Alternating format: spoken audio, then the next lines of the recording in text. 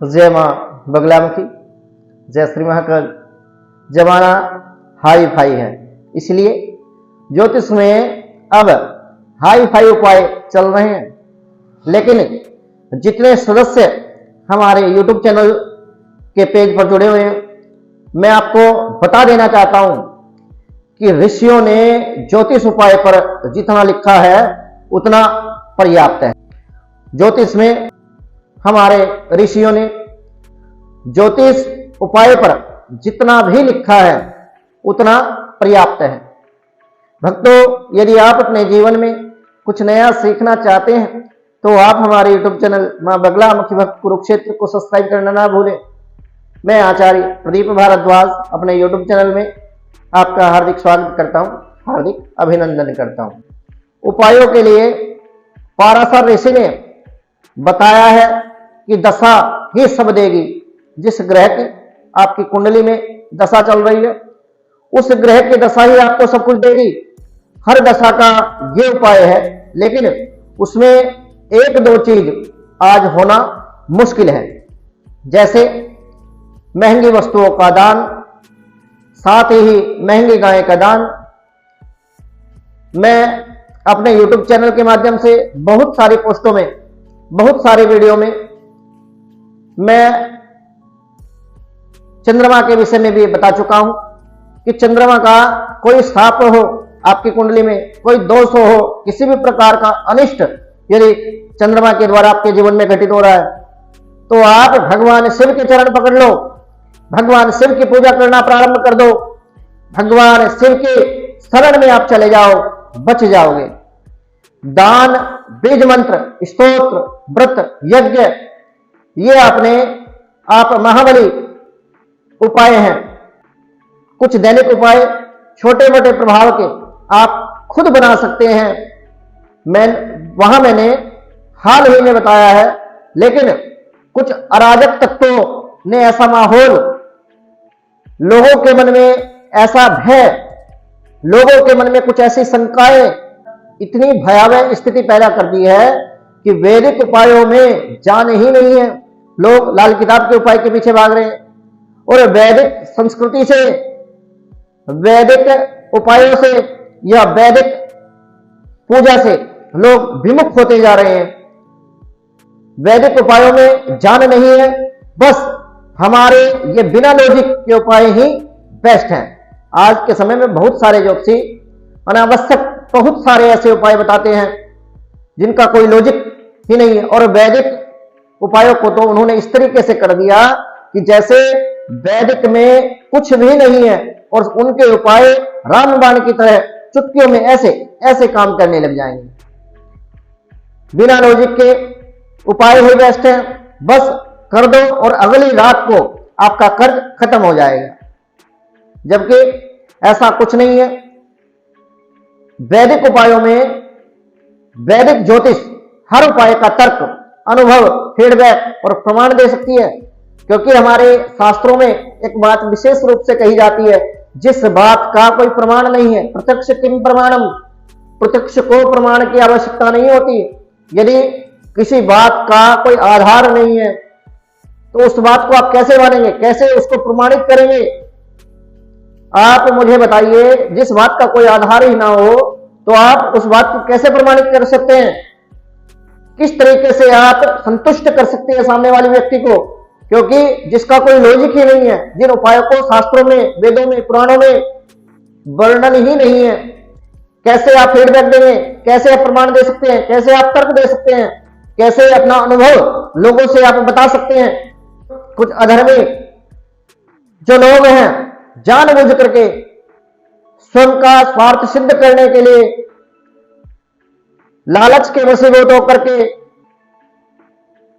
केवल अपने स्वयं के स्वार्थ की सिद्धि के लिए पूजा अनुष्ठान बता देते हैं। पूजा कराइए, अनुष्ठान कराइए। जैसे किसी व्यक्ति की कुंडली में गुरु और राहु की यदि युति है तो गुरु चांडाल दोष की पूजा कराओ। और गुरु चांडाल दोष एक ऐसा दोष लोगों के मन में ऐसा भय प्रकट कर दिया कि पता नहीं कैसा संकट उन लोगों के जीवन में आ गया। अरे जन्म के समय में जो ग्रह कुंडली में एक बार बैठ गए, क्या वो पूजा कराने से हट जाएंगे? क्या उस पूजा के प्रभाव से वो ग्रह उस कुंडली में जिस स्थान में बैठा हुआ है और जिस ग्रह के साथ युति बना रहा है, क्या वो उस ग्रह से युति बनाना बंद कर देगा? गुरु चांडाल दोष की पूजा कराओ, काल सर्प दोष, शनि राहु केतु के बीच में यदि कोई ग्रह आ जाता है तो काल सर्प दोष की पूजा कराओ।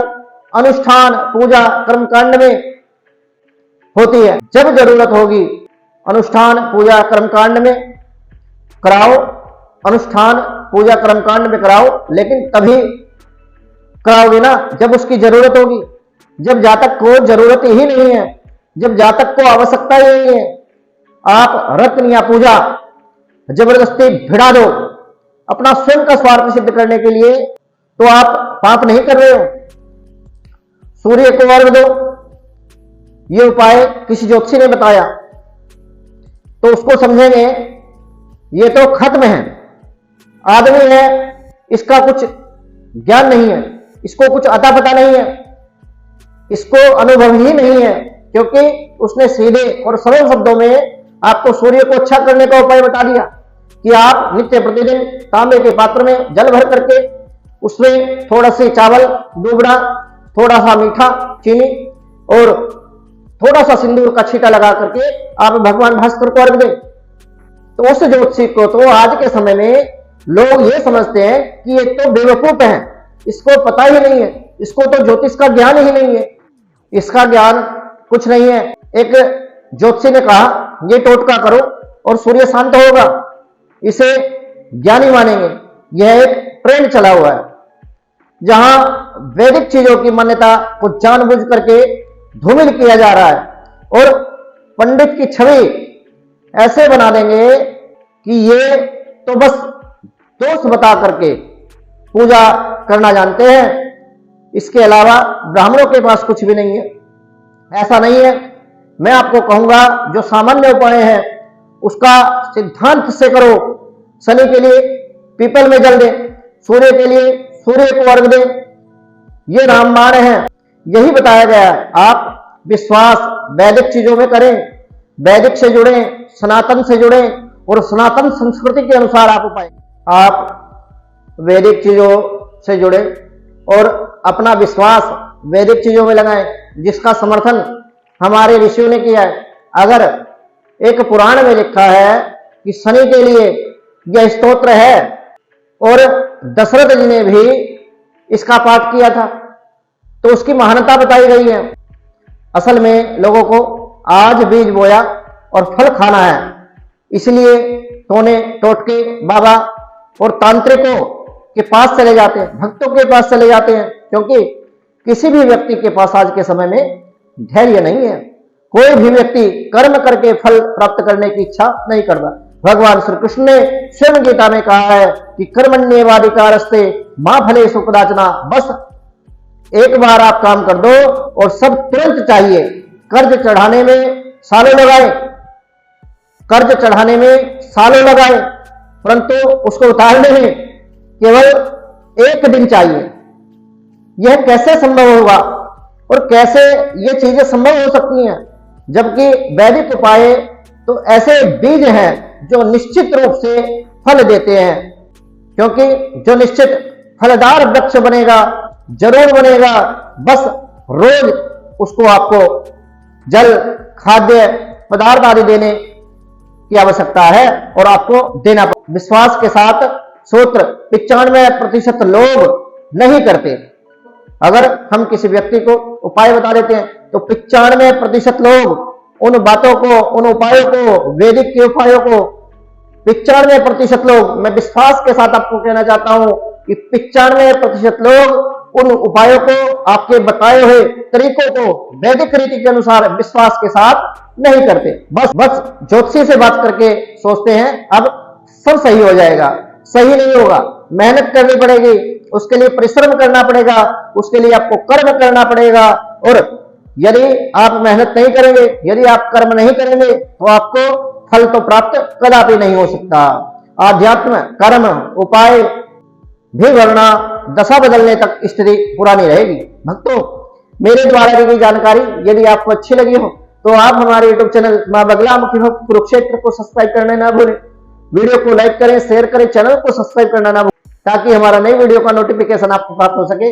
इसी मनोकामना के साथ जय मां बगलामुखी, जय श्री माता। जो लोग अपने जीवन में समस्याओं से त्रस्त हैं, ग्रस्त हैं और अपने जीवन की समस्याओं से, बाधाओं से मुक्ति पाना चाहते हैं, वो हमारे संस्थान के व्हाट्सएप नंबर 9416668133 इस नंबर पर संपर्क करके अपने कुंडली का विश्लेषण करा सकते हैं। हमारी जो सर्विस है वो सशुल्क लागू रहेगी और अपनी समस्याओं से वैदिक उपायों के द्वारा मुक्ति पा सकते हैं। और जो लोग नवरात्र में भगवती बगलामुखी का ऑनलाइन यज्ञ कराना चाहते हैं, विदेशों में बैठे हुए हैं, जिन लोगों के पेपर अटके हुए हैं, कुंडली के अनुसार वैदिक पूजा के द्वारा उन लोगों का समाधान हमारे संस्थान के द्वारा सटीक कर दिया जाएगा। विदेशों में जो लोग फंसे हुए हैं उन लोगों के लिए विशेष ऑनलाइन पूजा की सुविधा हमारे यहाँ उपलब्ध है।